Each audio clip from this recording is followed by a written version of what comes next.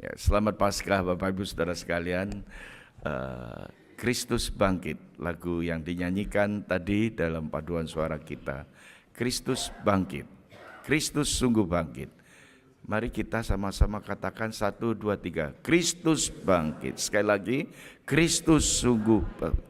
Kristus sungguh bangkit. 1, 2, 3. Kristus sungguh bangkit.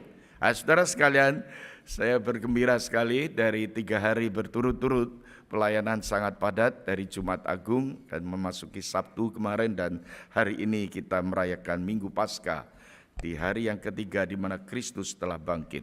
Saudara, saya mengambil satu tema bersama-sama dari satu teks yang kita sedang pelajari sementara ini, yaitu Kisah Para Rasul, dan mungkin pada semester akan datang ini berhenti sejenak.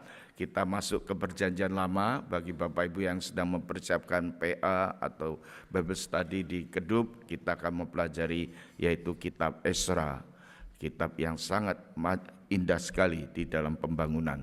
Saudara-saudara, kita doakan supaya semua berjalan dengan baik dalam pelayanan firman ini.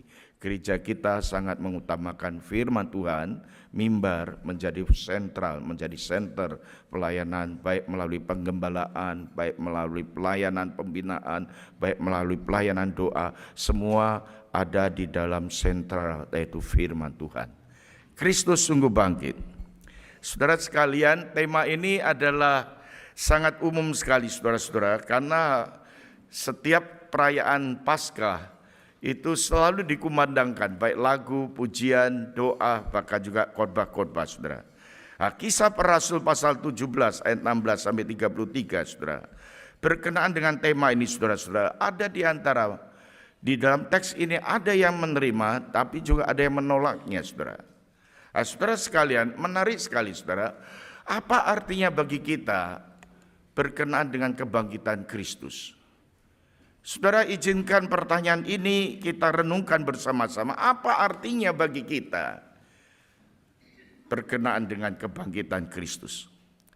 Saudara sekalian, di dalam doktrin keselamatan yang sangat mendasar, bahwa kita meyakini bahwa kematian Kristus, kematian Yesus adalah sebuah kemenangan, di mana iblis dikalahkan, iblis dimusnahkan, kuasa maut dikalahkan. Kuasa maut itu, the power of death, itu telah dimusnahkan. Dan Tuhan Yesus yang telah mati karena dosa-dosa kita, kita ini orang yang berdosa boleh ditebus, kita orang berdosa boleh diselamatkan, mengalami pengampunan, hidup diperdamaikan dengan Allah, hidup penuh pengharapan dan keyakinan, bahkan dijamin masa depan kita, keselamatan kita. Kalau kita memperingati Jumat Agung, Jumat yang gelap, di mana Kristus naik ke Golgota, Kristus mati disalibkan. Sehingga pada seruan dari kalimat-kalimat yang diucapkan oleh Tuhan Yesus, di antaranya dari 7 kalimat, dia katakan satu kalimat, yaitu ketika dia berteriak, Eloi, Eloi, lama sabatani. Allahku, Allahku, mengapa engkau meninggalkan aku? Ketika Kristus ditinggalkan di dalam satu hal yang sangat misteri sekali, rahasia di dalam ketritunggalan itu, ketika sesaat itu, saudara-saudara, penafsir Alkitab mengatakan itulah saatnya dia menanggung kutuk murka akibat dosa-dosa manusia. Dia ditinggalkan sejenak. Dan di saat yang sama dikatakan di sana, dia mengalami kemenangan karena dia bangkit pada hari yang ketiga. Sehingga Minggu Paskah itu minggu yang terang benderang, fajar yang terang saudara-saudara. Kalau Jumat gelap, Minggu terang saudara-saudara. Enggak kebetulan saudara, ini tanggal 20, besok tanggal 21 itu di Indonesia dirayakan Ibu kita Kartini. Itu ada satu slogan di sana, habis gelap terbitlah terang. Saudara, ini inti daripada iman Kristiani. Ini adalah sesuatu berbicara di dalam kehidupan manusia ini ada terang hidup itu. Bahkan ada hal yang paling terbesar dalam dunia ini, pertanyaan tentang misteri di balik kematian itu. 1-2 minggu yang lalu saya memimpin beberapa teman-teman kita yang berpulang lebih dahulu. Pertanyaan yang klasik, yang umum ya saudara-saudara. Saudara, di balik kematian itu ada apa saudara? Ya puji Tuhan, haleluya, di mana kebangkitan Kristus itu memberikan jawaban pertanyaan itu saudara. Saudara-saudara, memang pertanyaan ini ada banyak tanggapan, banyak sikap yang berbeda-beda. Ada orang yang nggak tahu di balik kematian itu ada apa. Salah satu tokoh ini yang diwakili oleh Konfusius. Dia mengatakan saudara-saudara, ketika pada waktu usianya lanjut, para muridnya yang ada di sekelilingnya bertanya tentang kehidupan setelah kematian. Apa yang terjadi setelah kematian?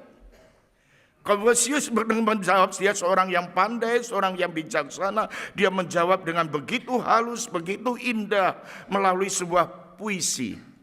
Yang kalau diterjemahkan dalam bahasa Indonesia itu dia katakan, kalau kijang yang lari itu bila perlu dibidik, ditembak saudara-saudara, itu bisa diusahakan. Kalau saudara memperhatikan saudara-saudara, lebih mudah membidik objek yang diam atau yang bergerak saudara. Yang pasti yang bergerak itu lebih sulit, amat sulit saudara. Tetapi Konfusius mengatakan sesuatu yang sulit pun masih bisa kita mencarikan jalan keluarnya. Ini falsafah yang begitu dalam. Dia mengambil satu perumpamaan, kalau kijang lari itu bukan hanya bisa dipijik, sekarang dia mengatakan yaitu kuda. Kuda itu kalau boleh dikatakan saudara-saudara, kuda itu yang kuat sekali larinya saudara-saudara. Saudara, masih bisa digapai. Saudara, siapa yang pernah bertanding melawan kuda? Enggak pernah ada yang menang saudara. Tapi itu masih bisa dikejar, saudara. Apa yang ingin disampaikan oleh Konfusius di sana? Sesuatu yang lebih sulit pun, sesulit-sulit sesuatu, saudara, itu masih bisa dicarikan jalan keluarnya. Tetapi berbicara mengenai hidup setelah kematian, siapa yang akan tahu? Golongan ini boleh saya katakan golongan orang yang tidak tahu akan kehidupan setelah kematian. Golongan yang kedua, kelompok orang yang kedua adalah orang yang tidak mau tahu tentang kematian, di balik kematian itu. Orang yang gak peduli, orang yang masa bodoh. Ini diwakili oleh seorang filosof, ahli filsafat, Epikuros, yang disebutkan di teks kita. Dia mengatakan, untuk apa memikirkan kehidupan setelah kematian? Mati aja belum, ngapain dipikiri? Nanti kalau sudah mati pun sudah lewat. Untuk apa dipikirkan lagi? Jadi belum mati untuk apa dipikiri, tapi kalau sudah lewat, sudah mati, sudah lewat dipikiri. Toh ya sudah, lebih baik gak usah dipikiri. Orang yang cuek, orang yang acuh, orang yang gak peduli. Saudara-saudara, ada orang yang ketiga yang sejarahnya masih sangat berdampak sampai hari ini. Ada orang yang takut kematian. Orang yang takut kematian adalah kaisar yang pertama di China yang bernama Qin Shi Huang. Itu seorang kaisar yang terkenal, yang luar biasa, berhasil mempersatukan Tiongkok pada waktu membangun tembok raksasa yang terkenal sampai saat ini, saudara-saudara. Banyak turis-turis pergi ke sana, saudara-saudara. Qin Shi Huang itu satu malam dia bermimpi. Ketika dia bermimpi, dia diajak untuk ke dunia lain, yaitu dunia yang sangat mengerikan. Dia mengalami ketakutan. Setelah dia terbangun dari mimpinya, dia berketetapan hati untuk membangun sebuah makam yang luar biasa luasnya. Kuburan yang besar, di mana dia mengajak 8.000 pasukan prajuritnya yang setia kepadanya. Saudara-saudara, di sana didirikan patung-patung yang menyerupai 8.000 prajurit atau tentara yang setia, yang menjadi ajudannya. Saudara-saudara, di situ dibuatkan patung satu demi satu dengan wajah daripada pasukan yang setia itu. Diletakkan di satu kuburan tanah yang luas sekali, 20.000 hektar. Saudara, pasukan ini dikubur mati bersama di sana. Saudara, dia tidak mau masuk hidup di alam baka sendirian. Tahun 1974 distrik Lindong, Jiangxi di China itu. Kita lihat ada patung 8.000 dari pasukan Genghis Khan. Di sini orang yang ketiga adalah orang yang takut menghadapi setelah kematian. Saudara, orang yang keempat adalah orang yang kita kenal dengan orang yang percaya. Anak-anak Tuhan, orang-orang Kristen yang susati, yang sungguh-sungguh, yang tidak mempunyai ketakutan, bahkan dia memiliki keyakinan bahwa Yesus yang telah mati dan bangkit. Kebangkitan inilah saudara-saudara yang menginspirasikan kehidupan kita sebagai orang percaya. Sehingga ada seorang pendeta di abad pertengahan yang lalu, yaitu pendeta Martin Lloyd-Jones, itu melayani di London, di negara Inggris. Seorang gembala yang setia dicintainya, saudara. Oleh jemaat-jemaat dia disayang sampai usia lanjut. Ketika di usia yang lanjut tubuhnya semakin merosot, sakit, lemah. Tapi jemaatnya berdoa supaya dia panjang umur, supaya dia kalau sakit disembuhkan. Saudara, satu kali Martin Lloyd-Jones katakan pada jemaat, sudah jangan doakan saya untuk tetap hidup. Saya mau cepat pulang. Jangan dihalangi untuk saya bertemu dengan Tuhan Sang Pencipta. Jangan menghalangi saya untuk bertemu dengan Tuhan Yesus yang mati dan bangkit itu. Saudara, ini anak Tuhan, hamba Tuhan yang benar, yang memiliki kepastian keselamatan yang ada. Saudara, ini berkenaan dengan peristiwa Paskah hari ini, saudara-saudara. Apakah kita sudah hidup di dalamnya, menerimanya dan percaya di dalamnya bahwa Yesus yang bangkit? Tetapi pertanyaannya, kalau kita menjadi orang Kristen, menjadi orang yang sudah menerima Kristus dan kita boleh mengalami keselamatan, bagaimana kita menghidupi iman di dalam Kristus yang bangkit itu? Dua pertanyaan. Yang pertama, orang yang menerima bagaimana mengalami perwujudan manifestasi kehidupan iman di dalam Kristus yang bangkit itu. Bapak Ibu Saudara sekalian, di ayat yang ke-31 ini saudara berbicara Paulus dengan panjang lebar memperkenalkan, menyatakan siapakah Allah yang disembah itu. Siapakah Tuhan yang dia kenal itu. Yang menetapkan suatu hari, karena Allah Bapa telah menetapkan suatu hari ketika ia dengan adil menghakimi dunia oleh seorang yang telah ditentukan. Ia memberikan kepada semua orang suatu jaminan. Di dalam terjemahan baru TB2 itu dikatakan sebagai bukti tentang hal itu. Yang membangkitkan dengan membangkitkan dia dari antara orang mati. Maksudnya bahwa Allah bagi Paulus ada sesungguhnya bukan buatan manusia. Allah pencipta, Allah Maha Kuasa, Allah pencipta alam semesta langit dan bumi ini. Tapi masih ada manusia yang menolak, bahkan manusia yang mengingkari. Tapi Allah tidak berhenti pada penolakan manusia. Dia tidak memandang kebodohan manusia di masa lalu. Justru Allah mengutus satu orang yang telah ditetapkan, dikatakan, untuk menyatakan kasih Allah kepada seluruh dunia ini. Siapa dia? Dialah Sang Mesias yang diurapi, yang ditentukan, yang ditetapkan menjadi satu-satunya jalan keselamatan. Saudara-saudara, ini satu-satunya Mesias yang sejati. Ini bukan palsu, Mesias palsu. Tanda pada Mesias sejati itu apa, saudara-saudara? Saudara-saudara, ketika saudara melihat, kita menyaksikan Alkitab, saudara-saudara, Mesias yang disaksikan oleh Alkitab di sini adalah, yaitu Mesias yang diberikan satu tanda sejati, yaitu yang bangkit dari antara orang mati. Saudara-saudara, bicara kebangkitan Kristus ini berbicara sesuatu yang berbeda dengan kejadian-kejadian yang ada di dalam perjanjian baru maupun perjanjian lama. Kalau sudah melihat Alkitab, saudara-saudara, di perjanjian lama ada seorang Elisa itu membangkitkan seorang anak janda di Sarfat. Saudara-saudara, anak perempuan itu akan mati lagi, saudara. Dia dibangkitkan tapi dia akan mati lagi. Itu bukan yang dimaksudkan dengan kebangkitan yang dikatakan kebangkitan daripada Kristus dari antara orang mati. Di dalam perjanjian baru, Paulus menyatakan kebangkitan Kristus dan kebangkitan yang tidak akan mati lagi. Di dalam perjanjian lama itu, saudara-saudara, kalau kita melihat, saudara-saudara, siapa yang pernah melewati kematian kemudian kebangkitan dan tidak pernah mati lagi? Saudara, di dalam Alkitab itu banyak kejadian-kejadian.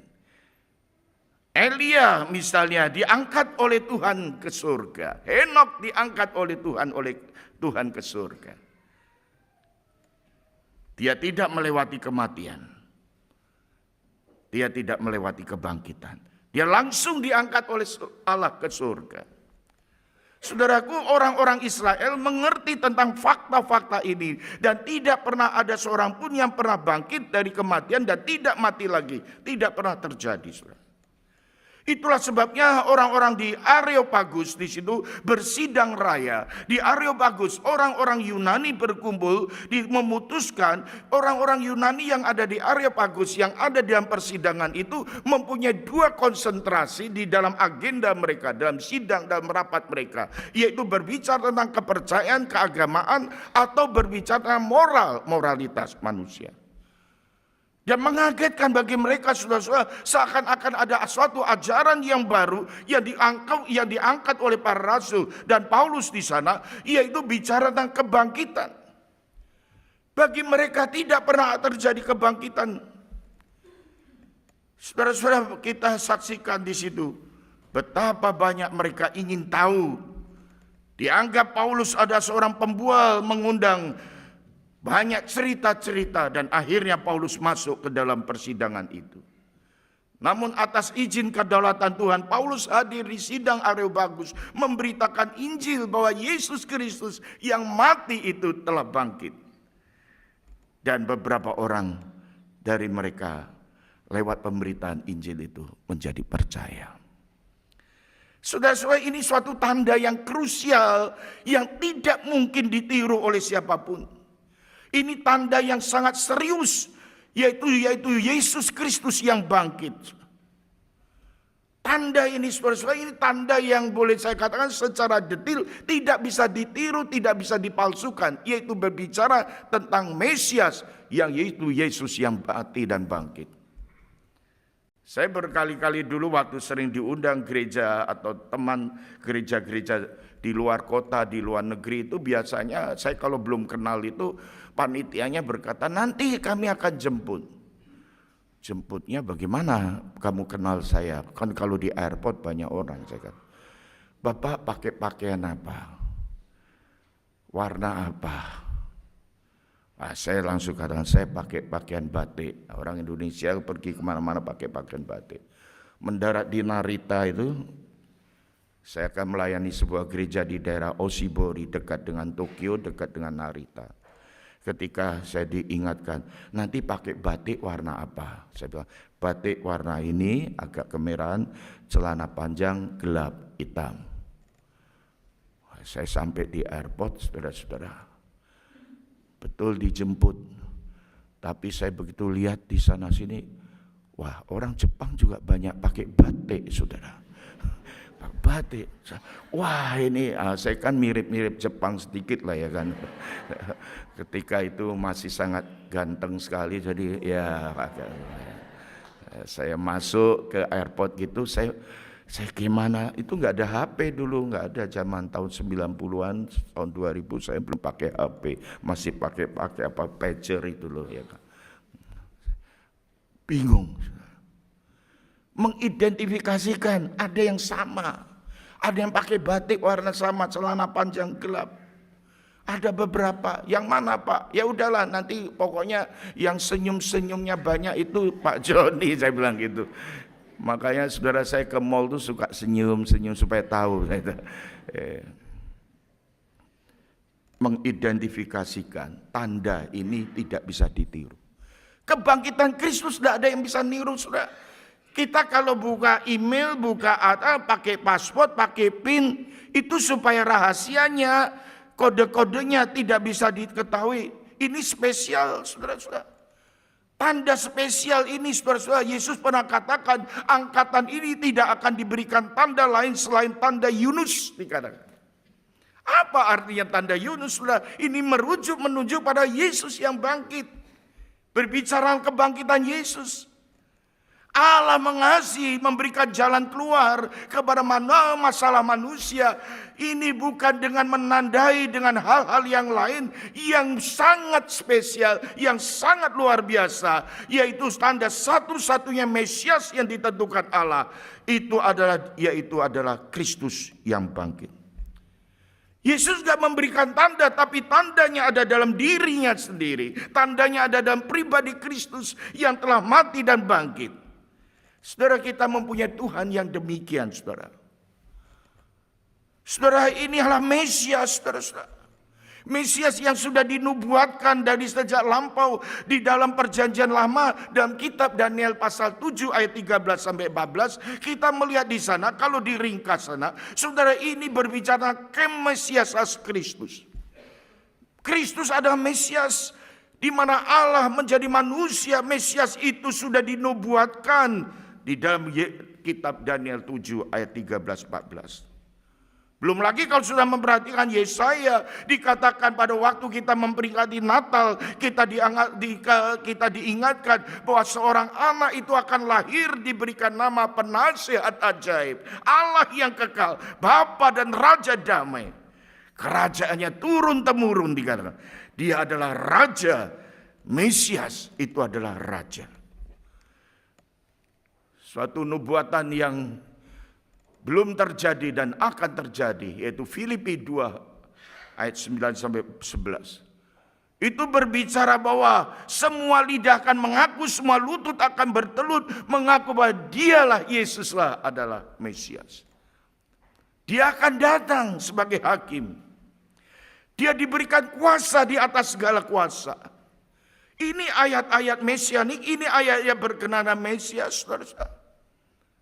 Dia Mesias yang sejati. Dia adalah penebus yang sejati. Sehingga pada waktu Tuhan Yesus akan meninggalkan murid-muridnya di dalam Injil Matius 28. Dikatakan, pergilah, jadikanlah semua bangsa muridku.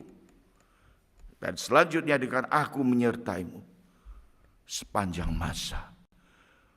Di ayat-ayat sebelumnya mendeklarasikan bahwa dia Allah yang berkuasa, yang memanggil saudara dan saya, yang mengutus saudara dan saya. Saudara, tapi kembali lagi pertanyaan, mengapa banyak orang menolak pada zaman itu? Saudara, banyak orang tidak percaya. Saudara, di dalam hikmat Allah yang menyatakan bahwa Sang Mesias itu bangkit dari antara orang mati. Mesias itu bangkit dari antara orang mati, saudara-saudara.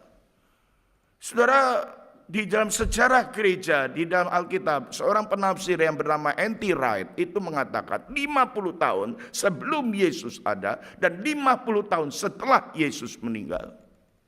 Sekitar ada selang waktu 200 tahun di masa abad permulaan itu, saudara. Di rentan waktu itu ada sekitar 10-12 orang mengaku Mesias. Menarik sekali, saudara. Ada sekitar 10-12 orang mengaku Mesias. Tapi dalam sejarah, Josephus itu seorang sejarawan yang luar biasa. Dia mengatakan tidak ada satupun dicatat yang mengaku Mesias itu mati kemudian bangkit. Tidak ada. Tidak pernah ada dalam sejarah ini. Termasuk orang-orang yang menjadi pemimpin-pemimpin gerakan separatis itu, saudara-saudara. Itu berujung kepada kematian. Tapi Paulus di sini memberitakan sesuatu yang berbeda. Paulus mengatakan Mesias itu dibunuh mati, tapi dia bangkit. Kematian tidak pernah menjadi akhir dari kisah kekristenan. Kematian bukan dan penderitaan tidak pernah menjadi akhir daripada kehidupan iman orang percaya, orang Kristen. Tetapi justru menjadi awal dari kehidupan yang baru. Ini pengharapan yang sungguh nyata. Saudara-saudara yang dikasih Tuhan, kalau kita bicara hal ini, saudara, Orang-orang Israel dan orang Yunani pada saat itu menolak Yesus yang bangkit. Kenapa mereka menolak Yesus yang bangkit? Bukankah Paulus memberikan bukti-buktinya? Fakta kebangkitan itu terbukti, valid, sah. Karena disaksikan lebih dari 2 orang, bahkan 500 orang, bahkan sebanyak orang melihat peristiwa-peristiwa kebangkitan Yesus. Di mana dari waktu ke waktu, saudara melihat saudara pada waktu penampakan Yesus. Selama 40 hari itu, kesaksian, laporan-laporan saksi mata, kejadian yang berulang-ulang. Bahkan banyak orang rela mati menjadi saksi, bukan karena dibayar, tetapi dia sungguh-sungguh merelakan dirinya. Karena dia menyaksikan bukti Yesus yang bangkit. Saudara-saudara, kita menyembah Yesus yang bangkit.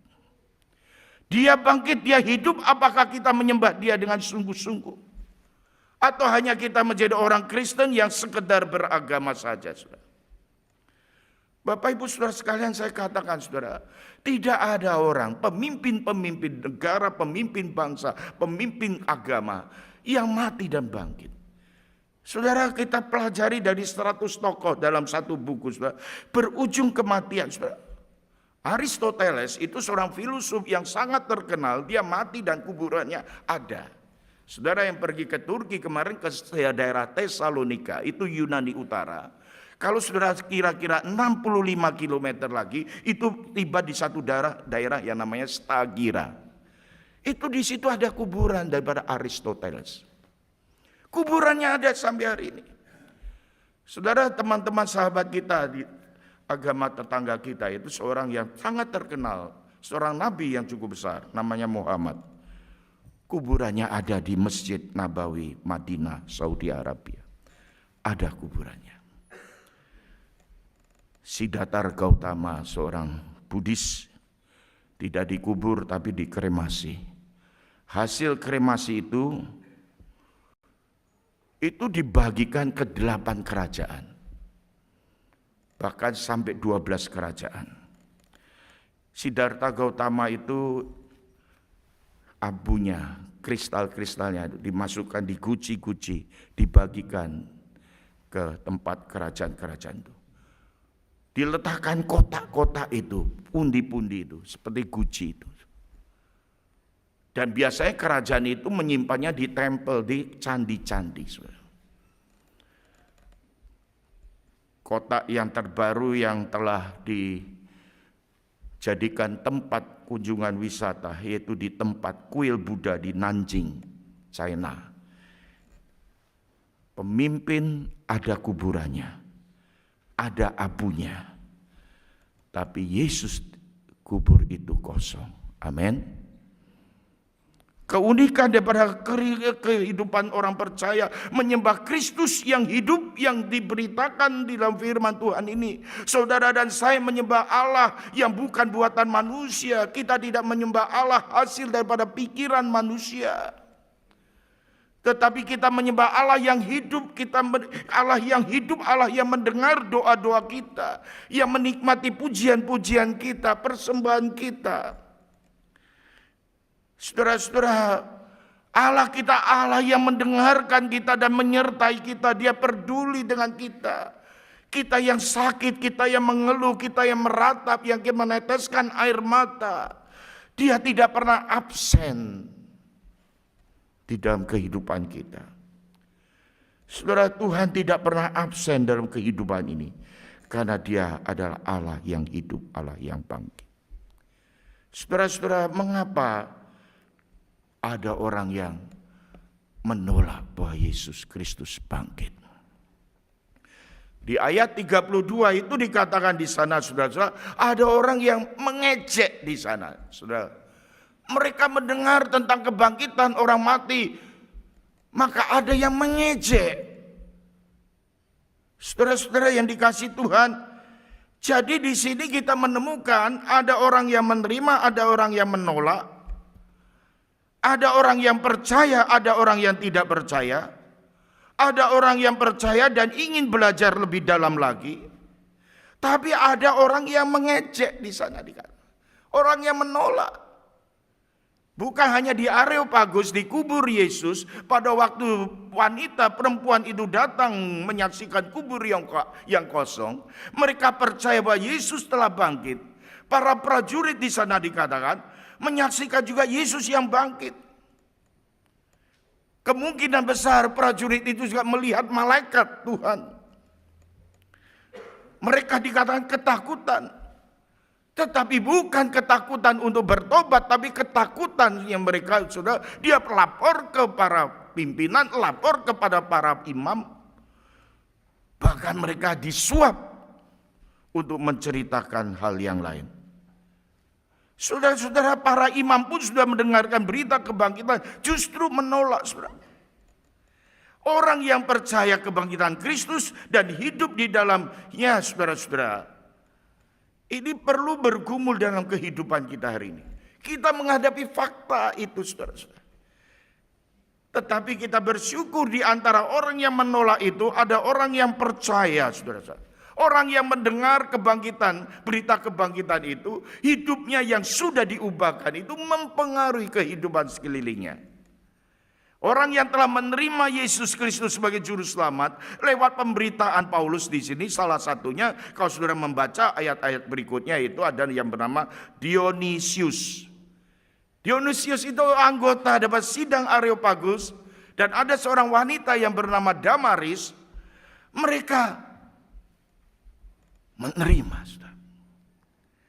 Kalau saya katakan di ayat 32 ada orang yang menolak, tetapi di ayat berikutnya ada orang yang menerimanya. Ketika ada orang yang menolak kebangkitan Yesus, itu fakta yang jelas. Yang mereka tolak adalah kebangkitan Kristus. Itu adalah Kristus yang telah bangkit dan hidup. Yang tidak menahu tentang siapa Kristus, tetapi ada orang yang menolak berdasarkan hidupnya tidak mau taat kepada Kristus. Menolak Yesus sebagai Raja. Jadi saudara, orang yang menerima itu ada orang yang hidupnya tunduk kepada Raja, taat pada Raja. Tapi orang yang menolak ini ada satu klasifikasi, ada satu golongan juga. Ada orang yang tidak mau tunduk, tidak mau taat kepada dia. Bapak Ibu saudara sekalian, orang yang menerima itu harusnya meninggalkan dosa. Dosa yang menjadi kenikmatan. Tetapi orang yang menolak Yesus itu tidak mau meninggalkan kenikmatan dosanya. Karena Yesus yang bangkit adalah Yesus menjadi Raja hidupnya. Dan dia tidak mau merajakan Yesus dalam hidupnya. Dan orang yang demikian tidak pernah akan mengalami kuasa kebangkitan Yesus. Hidupnya tidak pernah mengalami transformasi. Hidupnya tidak pernah mengalami pembaruan. Hidupnya tidak pernah mengalami kehadiran Tuhan, firman Tuhan. Bapak Ibu saudara sekalian, pertanyaannya mengapa ada orang yang menolaknya, saudara? Penolakan itu bukan berarti masalah bukti. Saudara, orang yang menolak ini bukan berkenan dengan bukti-bukti, saudara. Sesungguhnya saya mengatakan di sini ini masalah hati manusia. Ini masalah spiritual, saudara. Orang yang menolak itu belum pernah menyerahkan hatinya, membuka hatinya pada Tuhan. Kita itu bukan kurang bukti, saudara, tapi kurang hati. Banyak manusia, banyak orang di dunia ini, banyak anggota gereja hari ini bukan tidak menemukan bukti Kristus bangkit, tapi tidak mempunyai hati, tidak bersedia hatinya dibuka. Penolakan terhadap kebangkitan Kristus itu bersifat spiritual, bersifat rohani. Karena kebangkitan Kristus itu menuntut seseorang secara spiritual, secara rohani, memberi dirinya kepada Tuhan Sang Pemilih hidup ini. Dia gembala yang baik, dia penolong yang setia, tapi dia Raja Mesias hidup kita. Bapak Ibu saudara sekalian, mengakui dan percaya bahwa Yesus Kristus yang bangkit artinya Tuhan Yesus adalah apa, saudara? Orang yang percaya akan berkata, saudara-saudara, Yesus yang bangkit itu artinya apa, saudara? Yang pertama saya sebutkan di sana ada Tuhan atas hidup kita. Orang yang percaya akan berkata, hidupku bukannya aku lagi, tetapi Kristus yang bangkit, yang ada dalam hidupku. Dan hidupku yang kuhidupi ini adalah anugerah kasih di dalam Tuhan Yesus yang telah hidup dan bangkit. Yang kedua saudara-saudara, yaitu berkenaan dengan Tuhan memegang dan mengontrol atas hidup kita. Tuhan memegang dan mengontrol kehidupan kita. Tuhan, kita yang mengakui Yesus Kristus yang bangkit, artinya Dia Tuhan atas hidup kita. Dia mengontrol kita, Dia memegang kendali hidup kita. Dia memegang hidup kita sepenuhnya. Dan semakin hari kita semakin menyadari bahwa Dia yang hidup, berkuasa dalam hidup kita. Dengan tidak lain kita harus bergantung penuh, bersandar penuh kepada Tuhan. Saudaraku yang dikasihi Tuhan, jemaat yang saya kasihi, mengikut Tuhan itu bukan hanya saja mengerti bukti-bukti, tetapi mengalami Kristus yang bangkit. Saudara, orang yang mengalami Kristus yang bangkit, hidupnya akan penuh dengan sukacita, bahkan rela dipakai oleh Tuhan. Hidup yang dipakai untuk Tuhan, yang didasarkan nilai-nilai kekal. Hidup dipakai oleh Tuhan untuk nilai kekal di dalam dunia yang sementara ini. Saya mencatat salah satu di dalam Kisah Para Rasul ini kehidupan para murid.